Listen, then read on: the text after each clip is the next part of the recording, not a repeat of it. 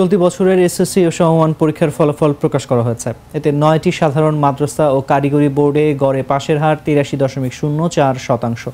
গত বছর অর্থাৎ ২০২৩ সালে গড় পাশের হার ছিল ৮০.৩৯%। সেই হিসাবে এবার পাশের হার ২.৬০% বেড়েছে। পাশের হার বাড়লেও এবার জিপিএ 5 কমেছে।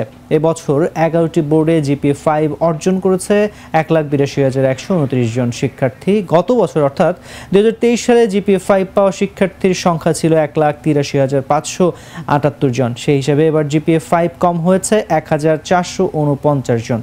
রোববার সকালে 10:৫৫ গণভবনে প্রধানমন্ত্রী শেখ হাসিনা আনুষ্ঠানিকভাবে ফলাফল প্রকাশের ঘোষণা দেন। এরপর বেলা 11টা থেকে শিক্ষার্থীরা বোর্ডের ওয়েবসাইটে ঢুকে ফলাফল দেখতে পাচ্ছেন।